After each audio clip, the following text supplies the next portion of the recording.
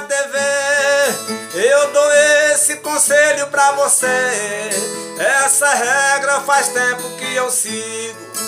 Eu entendo o tamanho do perigo da cidade e pequenas capitais, mas com o blá blá blá que a mídia faz, quem for fraco na fé se impressiona.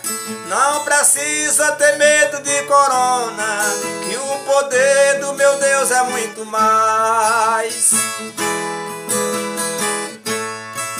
Pode estar bem distante ou estar aqui, não me importa o lugar que o mal esteja. Vou pedir a Jesus que nos proteja, que nos cubra com as bênçãos de Davi. Você pode morar no Piauí, Mato Grosso, Goiás, Minas Gerais, em Caracas, em Quito ou em La Paz, em Paris, em Madrid ou Barcelona. Não precisa ter medo de corona, que o poder do meu Deus é muito mais.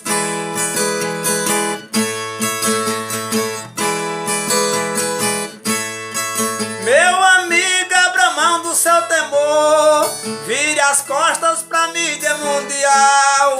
Não devemos mais ver nenhum jornal, que a imprensa maligna traz terror. Vamos juntos à obra do Senhor, que o trabalho de Deus é eficaz, e com a luz de Jesus, príncipe da paz, toda força do mal se desmorona. Não precisa ter medo de corona, que o poder do meu Deus é muito mais. Todo dia pra Deus vou estar de pé, com jejum, com verdade e comunhão. Vou seguir o exemplo de Abraão, sem agir da maneira de Tomé. A família cristã que possui fé não depende de camas de hospitais, de doutor, enfermeiro e gardenais, cloroquina, nador nem de pirona. Não precisa ter medo de corona, que o poder do meu Deus é muito mais. Vejo muito pessoa com estresse, desespero, pavor e depressão. Vamos todos entrar em oração, para ver se esse mal desaparece.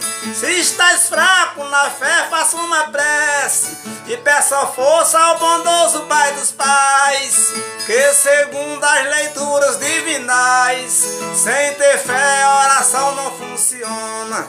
Não precisa ter medo de corona, que o poder do meu Deus é muito mais.